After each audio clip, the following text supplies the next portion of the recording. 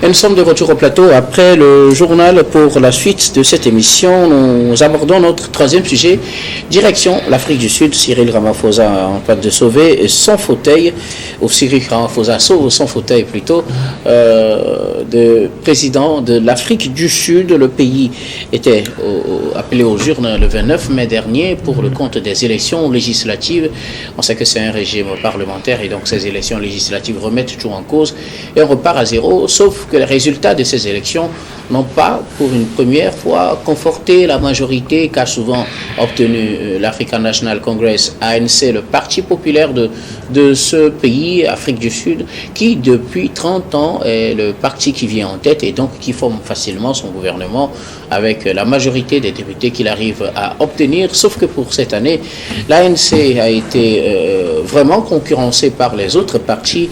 Le parti s'en est sorti avec 159 députés sur les 400 et donc pas de majorité absolue, pas directement de Premier ministre, ce qui a amené le parti à chercher à former des coalitions. Ils ont traîné tellement à avoir des coalitions, mais ce jeudi, le porte-parole du parti a annoncé qu'ils ont pu trouver des accords avec d'autres partis pour la formation d'un gouvernement.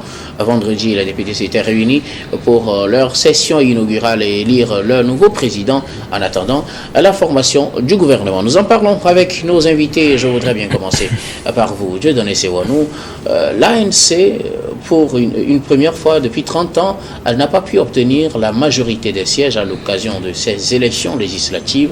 Le parti était bien obligé de trouver des accords pour former un gouvernement de coalition. Qu'est-ce qui explique, selon vous, cette, je dirais, descente du parti ANC en Afrique du Sud? Non, mais écoutez, 159 sur 400. D'accord, 159 sur 400. Je parlerai plutôt d'une dégringolade du parti du feu Nelson Mandela qui prenait le pouvoir en 1994 avec un espoir assez absolu de la majeure partie des Sud-Africains.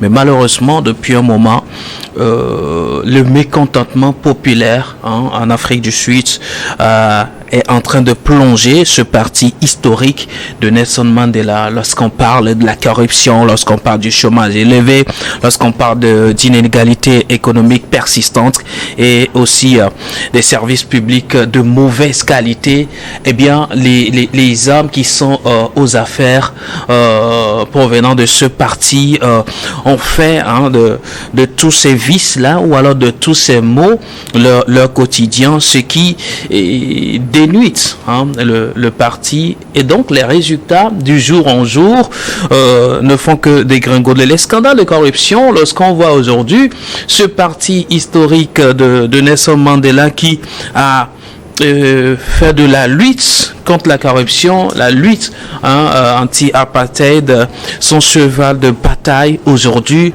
est devenu un creuset de ces vices-là et malheureusement, les populations ne font plus foi à ce parti. L'ombre de Nelson Mandela a quitté le parti, eh bien, on ne peut qu'assister à ces effritements, à ces émiettements de voix. Aujourd'hui, on se retrouve avec une grosse surprise.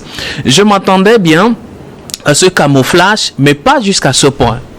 Camouflage de l'ANC aux dernières élections, mais à 159 sur 400, je me dis, ça n'est de trop. Et voilà le résultat. Il ne peut qu'arriver avec une alliance pour pouvoir diriger le pays. Je pense que les vices ont été beaucoup plus légion au niveau de l'ANC et il y a lieu aujourd'hui de s'interroger sur l'esprit premier de Nelson Mandela en créant ce parti, en venant au pouvoir en 94, afin que les nouveaux acteurs du parti aujourd'hui puissent reprendre leurs responsabilités. Vous voyez, beaucoup sont sortis même de l'ANC pour créer leur parti parti... Justement, vous allez parler de Julius Malela, de Jacob Zuma. Voilà. Et aujourd'hui, qui sont en train de challenger de façon très flagrante ce parti historique qui avait des reins. Cela voudrait dire il y a quelque part à redouter quelque chose dans l'avenir. Est-ce que l'ANC ne risque pas d'avoir un coup fatal et disparaître sur l'échiquier politique et faire disparaître la mémoire de cet icône qui est Nelson Mandela? C'est la question qu'on se pose, mais quand vous parlez, par exemple, il y a des raisons qui expliquent vous parlez de camoufler pour l'ANC. Est-ce que parler de la corruption est une raison suffisante? Parce qu'on sait que c'est pour cela que l'ancien président Jacob Zuma a été démis de ses fonctions. Il a eu à faire face à un vote de confiance du Parlement, puisque c'est un régime parlementaire, et donc accusé de corruption, il a été démis de ses fonctions, il n'était plus président, et ce qui a fait que avec les nouvelles élections, c'est Cyril Ramaphosa qui a pris la tête du parti, il est devenu le président de l'Afrique du Sud. Ce qu'on reprochait à Jacob Zuma, c'est ce qu'on reproche finalement à l'ANC, même sans Jacob Zuma. Mais le même Jacob Zuma revient quand il est allé former son parti, le MK. Il revient aux élections, il forme le parti quelques temps avant, il va aux élections et il s'en sort avec ses 8 députés. Est-ce qu'on peut dire que c'est la corruption qui était sur l'ANC quand on sait que celui qu'on avait accusé de corruption a encore gagné avec ses 8 députés? Non, mais il n'y a pas que la corruption. Je parlais tantôt de l'inégalité économique. Je parlais tantôt de la mauvaise gestion. Je parlais tantôt du taux élevé du chômage. Et donc, la corruption ne fait que partie dans des facteurs qui expliquent l'affaiblissement de l'ANC. Il n'y a pas que cela. Oui, il faut comprendre que le mal est profond au sein du parti et dépasse même la personnalité qui incarne ce parti. Il n'y a pas que Jacob Zuma, il y a encore des acteurs de la malversation au sein de ce parti. Même Jacob Zuma qui part, cela ne exclut pas à ce que le mécanisme ou alors le système mis en place puisse continuer après, Nelson Mandela. Le mal est profond au sein de ce parti, d'où il faut véritablement une refonte générale du parti. Si le parti veut reprendre encore sa lettre de noblesse qui lui a été donnée depuis Nelson Mandela, c'est cette lettre que dans laquelle beaucoup de Sud-Africains se sont retrouvés jusqu'ici. L'esprit premier de Nelson Mandela est complètement écarté de l'ANC et aujourd'hui les Sud-Africains ne se retrouvent pratiquement plus en cela. Il y a lieu quand même de se chercher ailleurs. Pourquoi se retrouver dans un parti cassite de l'ANC? C'est parce que beaucoup de Sud-Africains sont désespérés et sont désorientés, ne sachant plus à qui se vouer. Et le résultat, nous le voyons. Alors, c'est ce qui explique, selon vous, ce camouflet pour l'ANC, parti qui s'en sort avec 159 députés sur les 400. Il faut rappeler que c'est un parti qui a toujours gagné les élections depuis 30 ans en Afrique du Sud. Qu'est-ce qui explique, selon vous, aux Russes, cette dégringolade de l'ANC qui se retrouve avec même pas le minimum pour pouvoir former un gouvernement? Je pense que ce qui explique cela, c'est peut-être le fait que très souvent, on oublie en Afrique qu'il faut enraciner les victoires. C'est-à-dire que il n'y a pas de changement de Nescafé. Quand on a la chance d'avoir un précurseur qui initie quelque chose, il appartient pour les générations qui viennent ensuite d'enraciner les graines qui ont été plantées. Donc Nelson Mandela est venu avec un combat, est venu avec une dynamique, a réussi un certain nombre de choses. Il lui est reproché d'avoir fait des compromis et de ne pas avoir tout réalisé. Mais ça, c'est normal. Il a fait ce qu'il pouvait faire en fonction des capacités qui lui étaient permises. Il appartenait maintenant aux générations qui lui succèdent d'enraciner cela et de développer le pays autrement, d'offrir autre chose, d'éduquer les masses, d'éduquer la nouvelle population sud-africaine. Et moi, en tant qu'Africain, je fais partie aussi de ceux qui sont déçus de l'ANC parce que moi, j'appartiens à une génération qui, tout petit, voyait tout ce qu'il y avait de culturel, de politique, d'activistes lutter contre l'apartheid. de San Fantomas à Mariam Makeba, de Bongo à Oufoué, comment dirais-je, mondialement, que ce soit aux États-Unis, ainsi de suite, tout le monde avait un mot à donner en ce qui concerne l'apartheid.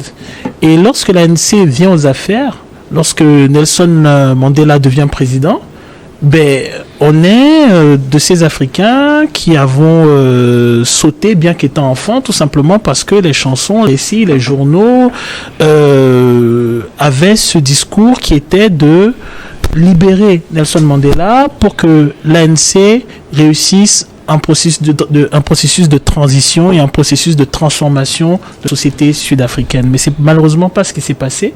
On a eu la pauvreté qui s'est maintenue. Et en tant qu'Africains, on a vu l'ANC se compromettre dans quelque chose que l'on voyait ailleurs. C'est ailleurs qu'on avait l'habitude de voir que lorsque économiquement et financièrement on ne réussit pas dans son pays, on jette l'opprobre sur l'étranger, on jette l'opprobre sur le noir. Et on a vu la curiosité de voir cette ANC pour laquelle on avait chanté, pour laquelle on avait dansé, quand on disait libérer Nelson Mandela, pour laquelle un certain nombre d'artistes, ça n'existait même pas à l'époque, un artiste qui fait un album sans parler d'apartheid et de libération de Mandela. On écoutait Lucky Dube, on a écouté Maletini, Maotela Queens, Johnny Clegg, Lucky Dube, et on voyait étonnamment ce pays qu'a légué Nelson Mandela, ok d'accord, avec des défauts, avec des manquements, avec des choses à aller conquérir et ainsi de suite, comme les secteurs de l'économie, les secteurs de l'industrie, d'accord, on est d'accord, mais on voyait ce pays, ce parti, se vautrer dans la corruption, dans l'inefficacité, et finalement reprendre un discours d'extrême droite, en disant c'est la faute aux étrangers. Ce sont eux qui sont en train de nous envahir. Et là où il fallait éduquer... On a fait pratiquement l'inverse. On a fait pratiquement l'inverse. Et là où, par exemple, on aurait dû éduquer les générations sud-africaines en leur disant « Mais vous êtes ce que vous êtes parce que quelque part, vous avez eu le soutien de tout un continent. Vous êtes ce que vous êtes parce que vous avez eu, comment dirais-je, un bloc derrière vous qui n'a cessé de, comment dirais-je, de prôner votre combat. » Non, on a dit à ces Sud-Africains, non, c'est la faute à l'étranger. Si vous ne vivez pas comme ça, c'est la faute à l'étranger. Et on a eu des massacres d'Africains, des massacres de Noirs dans un pays africain. Moi, par exemple, c'est quelque chose qui m'a profondément révolté. Et je pense que c'est un des points sur lesquels m'a déçu l'ANC. Et on le voit maintenant dans la coalition qui est actuelle.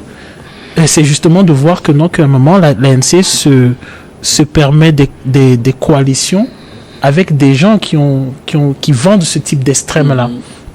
Maintenant, l'autre chose avec l'ANC, c'est que je pense qu'au niveau des leaders de l'ANC, il y a une stratification de deux ordres. Il y a une stratification par rapport au passif de l'ANC et il y a une stratification par rapport aux générations. Je m'explique. Lorsque vous prenez les premières grosses frustrations de la gestion de l'économie sud-africaine, vous allez tomber sur, disons, on a les premières grosses frustrations à partir de Thabo Mbeki. Nelson Mandela est une icône, il est difficilement touchable. Mais à partir de Thabo Mbeki, on a un certain nombre de frustrations. Sauf que Thabo Mbeki est un leader de l'ANC, mais n'est pas ce leader-là qui a fait la prison, qui est parti au maquis, qui a connu un certain nombre de souffrances. C'est un technocrate. Et donc, on a l'impression qu'au niveau de l'ANC, il y a une scission entre les technocrates et ceux qui ont fait la lutte, ceux qui ont fait le maquis, ceux qui ont fait la prison, ceux qui ont un certain passif.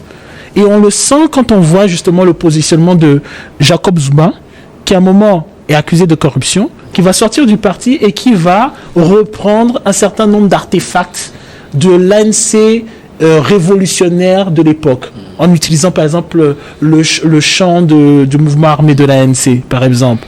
On va sentir cela quand je parle de strate générationnelle, on va le sentir avec Julius Malema, qui à un moment va se désolidariser et va prôner une ANC, disons, va être la figure de proue de la nouvelle jeunesse de l'ANC qui ne se retrouve plus dans les idéaux de l'ancienne.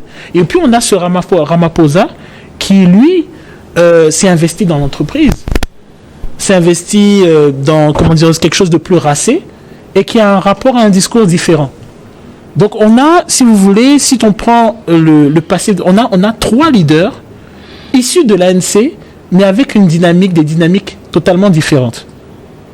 Et je pense que malheureusement pour l'Afrique du Sud et peut-être pour les Africains, on assiste à, comment dirais-je,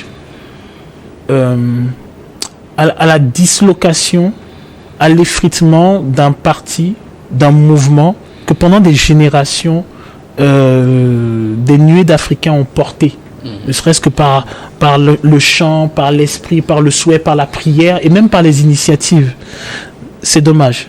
Alors, malgré cela, l'ANC étant venu en tête, puisque c'est le parti qui a eu 159 députés, il est suivi du parti DA avec 87 députés.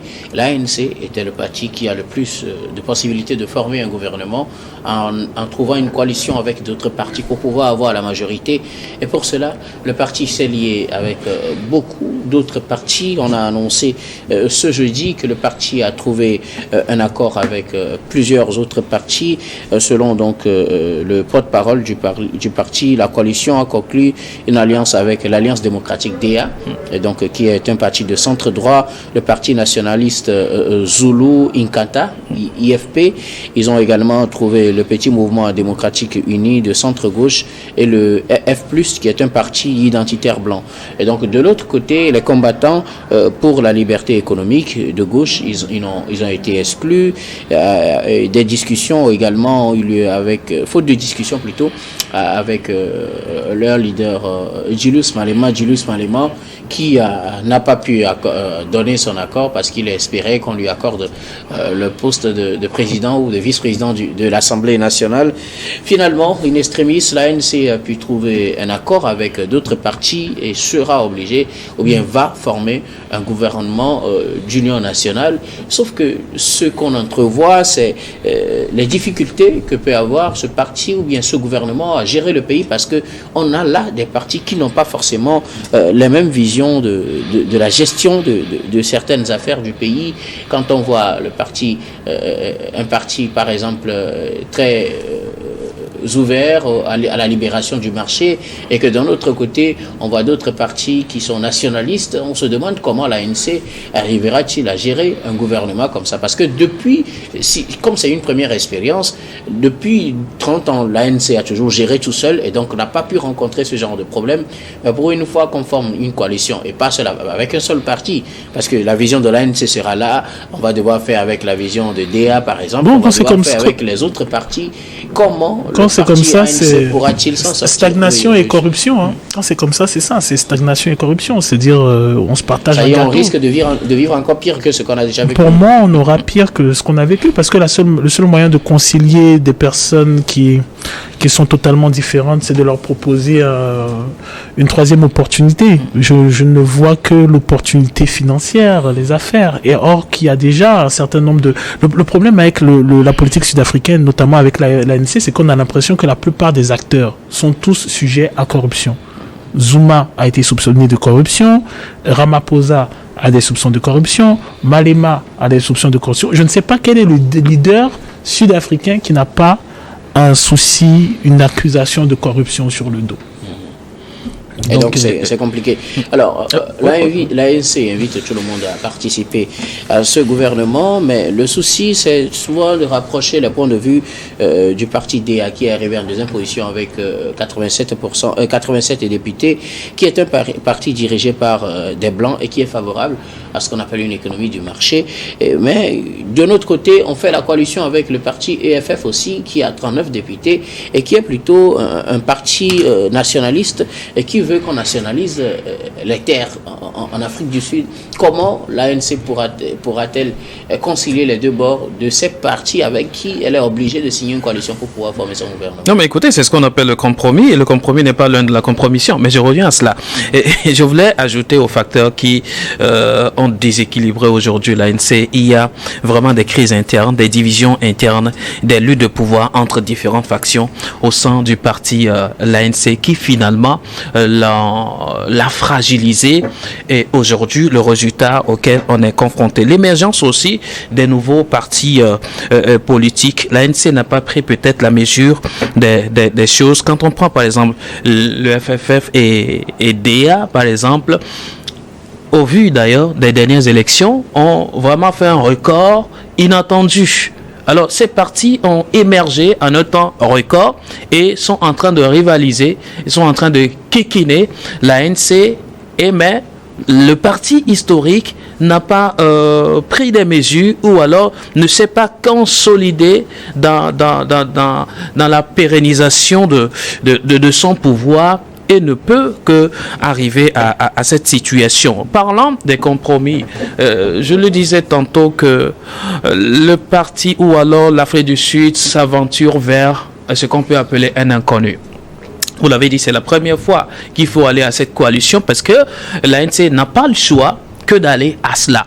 Et donc, à quoi cela va aboutir? C'est là l'inconnu. Lorsqu'il y a des partis extrêmes, d'aucuns qui soutiennent le libéralisme, d'aucuns qui soutiennent plutôt le nationalisme. Alors, ces deux antipodes-là vont être mises ensemble pour gouverner parce qu'il n'y a rien d'autre à faire que d'aller à cela.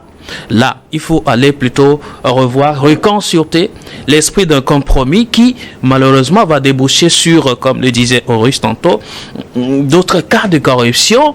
Mais est-ce que cela va donner un autre résultat? Attendons de voir. C'est une nouvelle expérimentation, alors une nouvelle expérience que le parti de Nelson Mandela est obligé de vivre et les Sud-Africains sont là peut-être pour en juger ou alors juger les résultats qui vont s'en sortir. Alors, pour la suite, Cyril Ramaphosa, finalement, conserve son poste in extremis. Il est candidat à sa réélection. On a dit la session inaugurale de l'Assemblée. C'était ce vendredi. Et en Afrique du Sud, c'est parmi les députés qu'on élit le président Cyril Ramaphosa, et donc qui a pu quand même mener l'ANC à trouver ses coalitions, favori donc pour un deuxième mandat en tant que président de l'Afrique du Sud. Oui, mais après fragilisé, parce que cela sous-entend que dès qu'il y a un problème au niveau de la coalition, lui il peut pas prendre un certain nombre de directives. On va se retrouver un peu comme ce qui se passe avec Netanyahou en Israël, où quand il y a un soubresaut dans sa coalition, l'appareil d'État devient déstabilisé. Donc c'est pas... Mettons que, ok, il va terminer son deuxième mandat, mais voilà, avec quel type de prise d'initiative, avec quel modèle de gestion, avec quel plan pour le redressement de l'économie. La question, il est là. C'est-à-dire, qu'est-ce que finalement les Sud-Africains gagnent? Alors, ils ont voté, ils ont marqué leur mécontentement. Alors, il y a ce petit amalgame à ne pas faire, c'est que en votant, ils ont marqué un mécontentement. Cela ne sous-entend pas qu'ils se retrouvent dans l'alliance qui est faite et qui va les gouverner. Et cela ne sous-entend pas qu'ils se retrouvent dans les prises de décision, donc dans le programme de cette alliance-là. Donc, si vous voulez, l'avenir d'aller à des élections anticipées, c'est possible. Tout est possible. Surtout quand on voit tout le paradoxe qu'il peut y avoir entre les groupes qui se sont alliés pour réélire Ramaphosa. Qu'est-ce que l'ANC a accepté pour avoir cette alliance-là? Et je pense que ça va. Compromission, comme le dit Dieudonné. Mais exactement, parce que ce qui va se passer maintenant, c'est qu'à l'Assemblée, Ramaphosa, l'ANC va se retrouver avec deux personnes issues de ses rangs qui vont passer leur temps à remettre en question les prises de décision. Ça va être Julius Malema et ça va être Jacob Zuma qui conteste toujours les résultats de ces élections. Voilà, et qui contre toute attente, se retrouve propulsé à une place de choix. C'est quand 8 députés sur 400. Une place de choix, ça va être terrible. Personnellement, c'est pas quelque chose de souhaitable. C'est-à-dire, à quoi ça sert de à mon sens, d'élire quelqu'un qui n'aura absolument pas les coudées franches pour faire le travail pour lequel il a été élu. Bon, l'avenir nous dira, c'est un avis personnel. Alors, Dieudonné Sironou, Cyril Ramaphosa devient encore réélu pour être président de l'Afrique du Sud. Une élection, ce vendredi, il était face à Julius Malema, l'autre candidat également. Il faut dire que Cyril Ramaphosa a été le candidat de cette coalition, comme on vient de le dire, qui selon vous est finalement une coalition de compromission. Non, bon, vous savez, c'est ce que... Un deuxième mandat pour lui, un deuxième mandat sûr un deuxième mandat titillé, c'est ce que j'appelle une victoire sans gloire. Hein? Une victoire sans gloire pour le président sud-africain. C'est vrai que l'ANC a été secouée, mais aucun parti n'a eu de voix plus qu'elle. C'est vrai, la sanction de la population a été nette.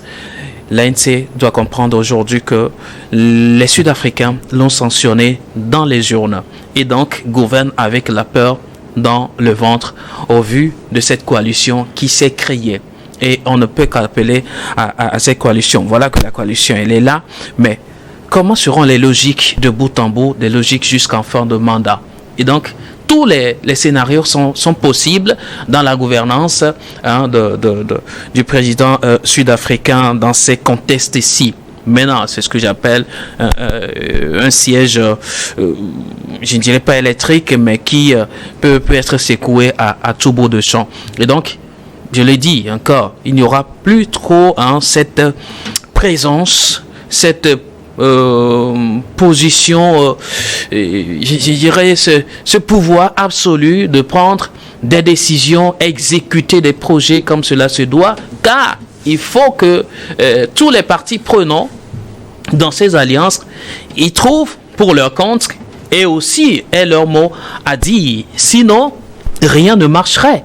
Et donc, oui, être président, il est reconduit, mais il n'a plus vraiment la coudée franche pour véritablement conduire la politique de l'ANC comme cela se doit à la tête du Sud-Afrique. Alors, nous allons quitter le chapitre Afrique du Sud. C'est pas un dernier mot sur ces élections. Que peut-on tirer comme leçon, Russe?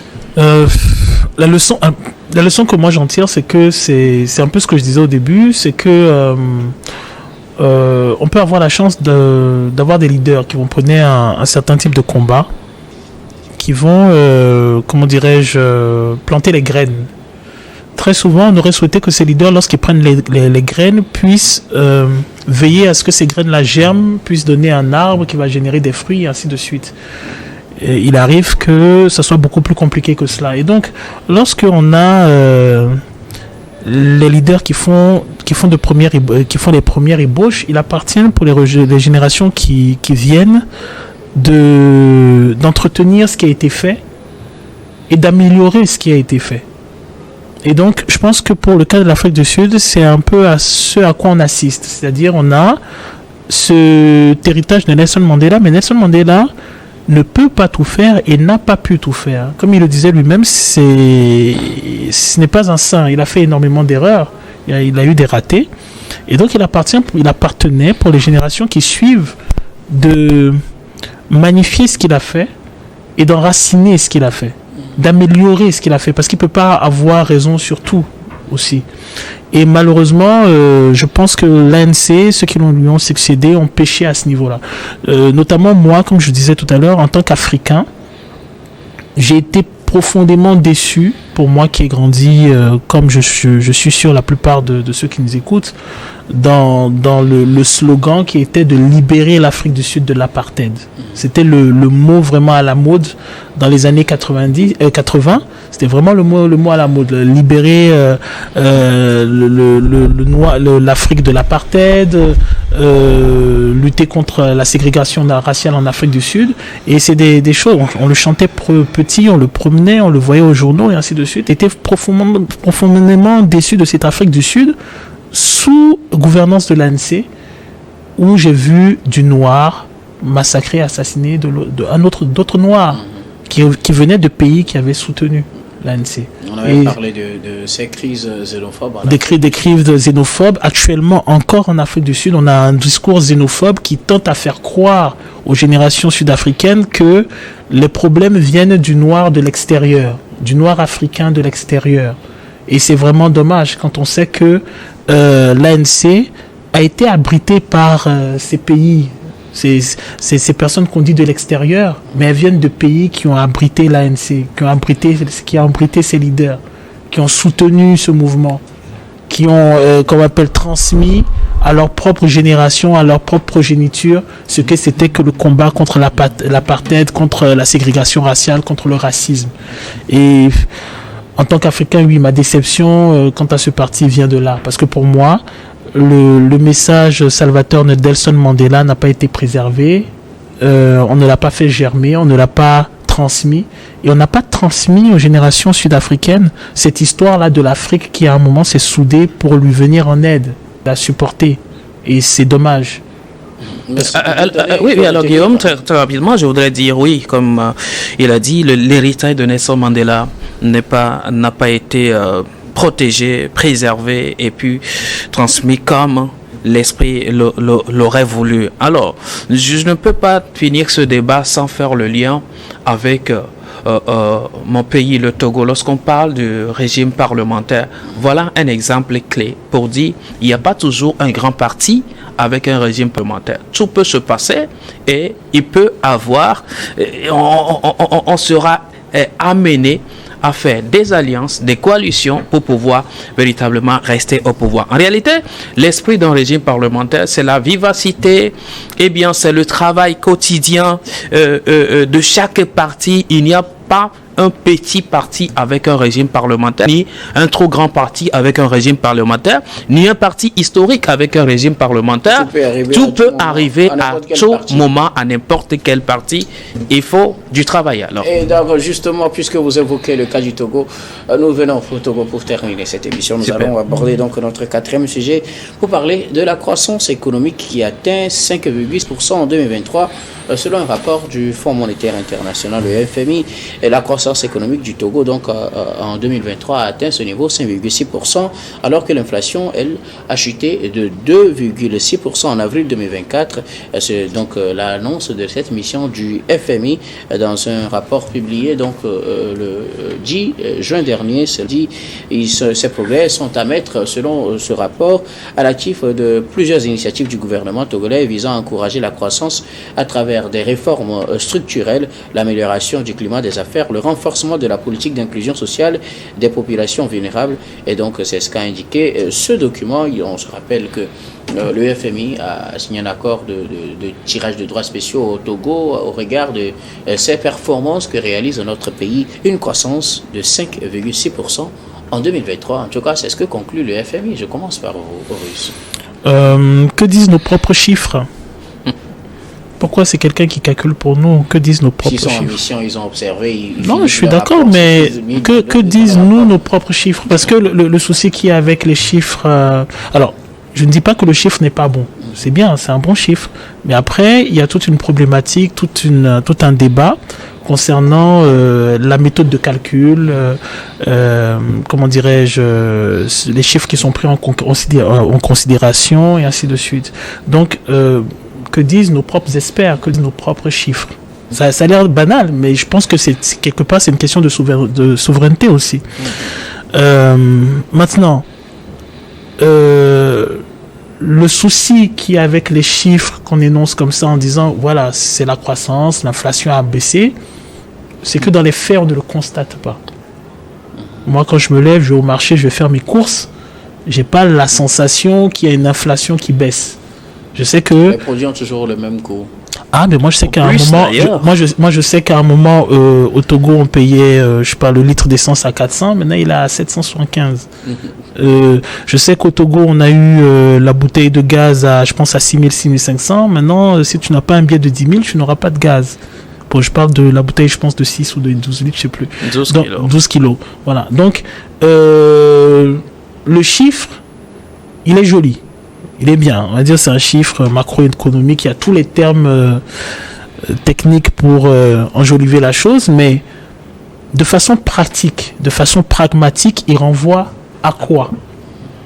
Qu'est-ce que l'on peut espérer en tant que citoyen d'un chiffre comme cela? Ça signifie que quoi? Ça veut dire que on va avoir plus de goudron sur nos routes?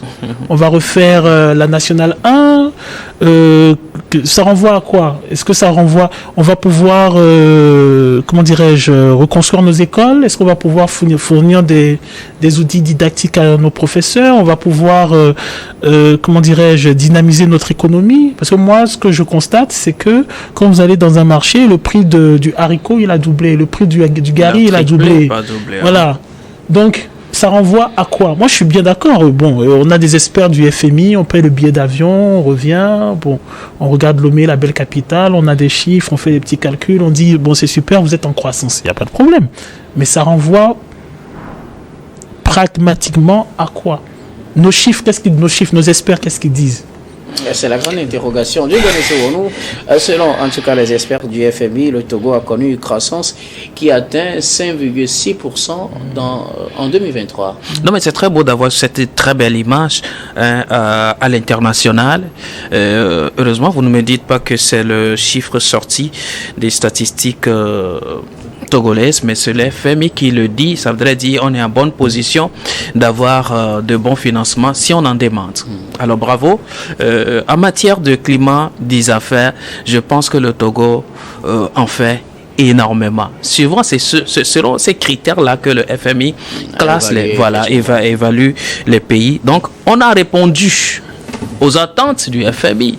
La grande question est de savoir, est-ce qu'on répond toujours à l'attente du citoyen lambda?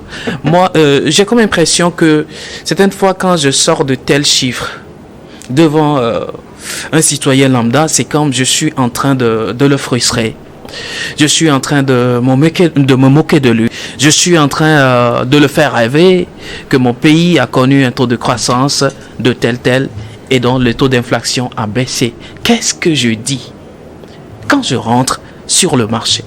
Quand je rentre auprès de mon petit vendeur, je trouve que ce que je pourrais payer à 100 francs, aujourd'hui je le paie à 500 francs. Et que je vienne dire que vraiment le taux d'inflation a baissé et donc le taux a connu un taux de croissance important. Mais qui l'a dit? Mais quand les gens fabriquent des chiffres, quand même... Ils fabriquent. Bon, de toutes les façons. Ils ont sorti leur rapport. Très bien, très bien. Quand on sort un rapport, il faut quand même les rapports reflètent la réalité du terrain sur lequel ce rapport a été, comment dirais-je, fait. Je ne vois pas un lien tout de suite entre ce rapport de tels chiffres et la réalité du quotidien du Togolais. En tout cas, disons-nous la vérité. Le contraire ici serait de se moquer loyalement de l'effort que chaque Togolais est en train de fournir. Je ne refuse pas que le cadre est bon. Le cadre, la sécurité est là. Et tout investisseur peut venir investir au Togo. Alors, mais encore, que j'ai du mal à oui, je veux faire allusion à une libération de l'économie nationale. Laissez-moi venir. Okay, écoutez, voilà. Aujourd'hui, prenez nos économies. La plupart sont détenues par les étrangers. On est d'accord? Il n'y a pas de Togolais qui tiennent aujourd'hui en matière. Il y a quelqu'un qui me disait la dernière fois, et ça, j'ai écouté ce discours avec un frisson et une pote poule. Il me dit les grands riches du Togo, on ne les retrouve que dans la politique et non pas dans l'entrepreneuriat, dans le business. Je dis, pourquoi tu tiens ce discours? En réalité, j'ai fait un recul, j'ai fait des analyses, je me dis, mais on ne peut pas être un politicien et très riche. Alors là, il y a un problème. Je vous dis, avant l'an 2000, au Nigeria, il n'y avait pas encore de milliardaires que nous créons aujourd'hui. Par exemple, Dangote n'était pas encore milliardaire à l'époque. Il a fallu que certaines personnes choisissent libérer le marché national, libérer l'économie nationale, obtenir l'indépendance de l'économie nationale pour fabriquer des milliardaires. Aujourd'hui, on a encore des centaines au Nigeria. Parce que quoi? Il y avait une volonté politique de libérer l'économie nationale. Comment nous pourrions atteindre cette indépendance économique lorsque la plupart de notre marché est détenu par des étrangers? Bien, nous sommes des hospitaliers, une terre hospitalière qui accueille beaucoup d'étrangers. Mais nous ne pourrions pas continuer dans cette logique-là en voyant notre population tramer et brandir des chiffres importants. Je vais vous dire... C'est la gestion du marché financier qui pose problème, c'est-à-dire le cadre qui pose problème, ou le fait que ce soit détenu par des étrangers, parce que ça peut être détenu par des étrangers et profiter au pays. En fait, c'est le paradigme. C'est le paradigme qui est donc un peu cloîtré. Je vais vous dire que vous allez au Qatar, par exemple. Vous allez au Qatar, quel que soit votre profil religieux, musulman que vous soyez, vous ne pourrez pas créer une société au Qatar tant que vous n'associez pas un Qatari. C'est justement ce que je veux savoir. C'est évident. C'est le cadre qui pose problème. C'est pas parce que c'est un étranger, mais il faut non, parce que c'est une imposition. Et cela, c'est une volonté politique imposée. Mais là, il faut savoir aussi qu'il y a des citoyens qui ont quand même cette capacité financière de pouvoir porter de grands projets.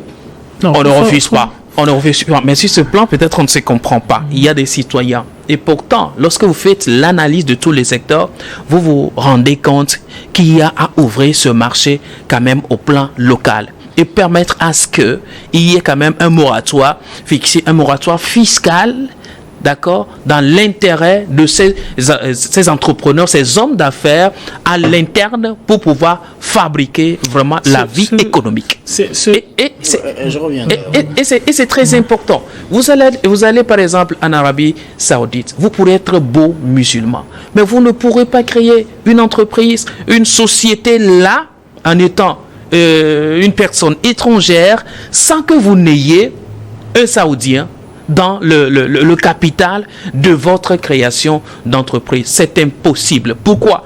Parce que on veut créer d'ailleurs les fabricants de l'économie, de la vie économique du pays. Et ça là, cette décision est prise depuis des volontés politiques. Et cela, c'est le pouvoir public qui implémente cela au pays, qui l'impose d'ailleurs au dessein de la vie économique du pays. Malheureusement, dans beaucoup de nos États africains, cela n'existe pas. Je me dis, c'est beau ces chiffres, mais créons véritablement un cadre pour que les nationaux, je dirais pas nationalistes, mais les nationaux puissent véritablement porter les couleurs de l'économie du pays et que ce ne soit pas des organismes internationaux qui nous parlent de notre chiffre, de notre croissance économique. Merci beaucoup à vous. Dieu donné, oui, Horus, vous voulez réagir? Ce dont vous parlez là, c'est hyper vaste avec beaucoup de subtilité. Le Qatar et l'Arabie Saoudite se sont permis de faire ce qu'ils ont fait tout simplement parce que ils ont compris la nécessité d'activer ce que moi j'appelle les dynasties. Ça veut dire que lorsque ces États-là ont commencé à acquérir de la richesse, la première des choses qu'ils ont faites, c'est investir dans la formation de leur propre élite. Et donc, le roi ou prince qatari qui avant démarchait avec un expert européen, à la seconde génération qui suit, ne démarche pas avec un jeune européen, il démarche avec un jeune qatari formé dans une université de même qualité. Mieux, il démarche pour qu'une succursale de cette université de meilleure qualité soit implémentée chez lui. Et après, il va fixer la gestion qui permet de passer la richesse d'une génération à une autre génération. Dans nos États, ce qui se passe, c'est que ce qui est vendu, c'est le poste. Et donc, oui, on a des personnes qui sont riches, mais qui sont riches grâce à les chemins subtils que sont le bakshish, le racket et ainsi de suite et tout ça. Si on prend par exemple un certain nombre de personnes de pouvoir, elles ne pourraient pas justifier leurs avoirs si on se contente de leur salaire. La conséquence en a été que on a des personnes qui sont riches, mais qui ne sont pas riches d'un savoir entrepreneurial. Ça veut dire qu'elles ne savent pas comment on fait pour générer de l'argent. Elles prennent de l'argent sur de l'argent qui est généré par quelqu'un d'autre. Donc il n'y a pas de savoir transmis. Et la génération qui les suit, c'est-à-dire la génération de leurs enfants, ne peut pas générer de richesse parce qu'il n'y a pas de connaissance entrepreneuriale qui passe d'une dynastie à une autre. C'est la raison pour laquelle on a eu des personnes qui sont très riches, mais qui n'arrivaient pas à passer la richesse d'une personne à une autre. On a eu même des riches qui ne rêvaient pas que leurs enfants travaillent dans leurs propres entreprises. On a eu dans ce pays des gens qu'on a exposés en disant voilà, le CV il a été directeur de telle société, alors que si tu as un directeur compétent, tu n'es pas directeur de 10 000 sociétés de façon successive, et tu ne laisses pas ces sociétés-là dans, la faillite. Maintenant, pour revenir à la question de croissance, lorsqu'on dit nos États, ils ont la croissance, c'est bien. C'est le FMI qui a donné les chiffres. La conséquence de cela, c'est que on dit implicitement aux États que tu es en croissance, nous pouvons te passer des sous. Nous pouvons passer des sous pour ton investissement. Or, il y a un passif, je ne sais pas si j'aurai le temps d'en parler, il y a un passif par rapport à cela. C'est ce qui s'est passé dans les années 60-70 où nos États étaient en pleine croissance. Il y a eu le premier choc pétrolier où on a allongé les crédits et ainsi de suite. Et après, qu'est-ce qui s'est passé ? À partir du deuxième choc pétrolier, on a dit aux États, ah oui, bon, c'est bon, on vous a passé de l'argent, il faut rembourser. Et c'est ça qui a entraîné la crise économique. Les artistes chanteurs, on appelait ça la conjoncture. Si vous demandez à nos parents, on appelait ça la conjoncture. Et à partir des années 80, comme il y a eu les politiques d'ajustement structurel, les restructurations, on a dit, il faut rembourser l'argent qu'on vous a passé. Oui, vous étiez en croissance, on vous a fait des prêts, et ainsi de suite. On a amené des experts, il faut les payer, ainsi de suite, et tout ça. Mais la crise économique des années 80, est-ce qui a amené les révolutions des années 90 ? C'est à partir des années 80 qu'on a vu les étudiants sortir et dire nous voulons un emploi. C'est la crise, nous n'avons pas d'argent et ainsi de suite. Et c'est tout ce monde-là qui a entraîné la crise des années 90. Et on a dit multipartisme.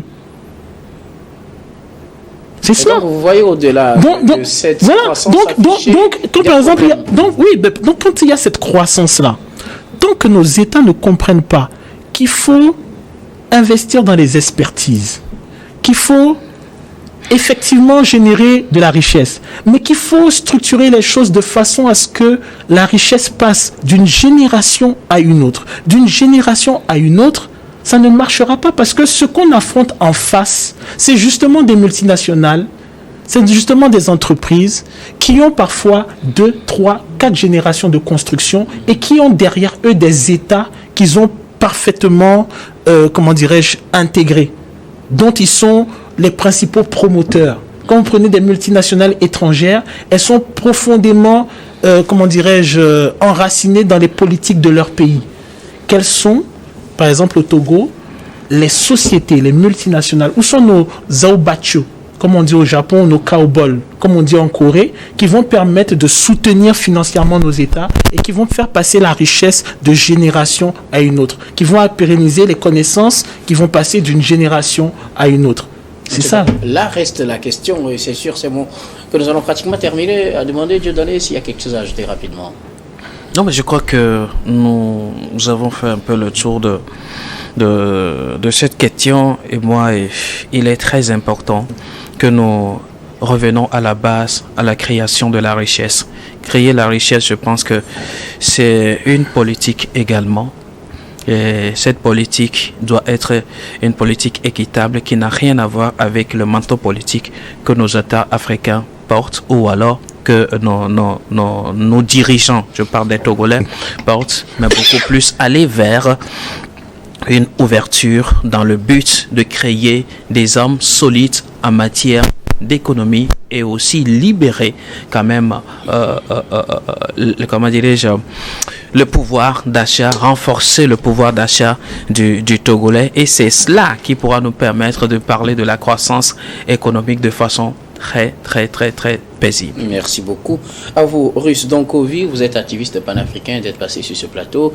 Merci également à vous, Dieudonné Sewono, journaliste et directeur général d'Elios Service, d'être passé sur ce plateau. Merci également à vous de nous avoir suivis. C'est la fin de ce numéro du Monde à 7. Le Monde à 7 vous retrouve samedi prochain pour un autre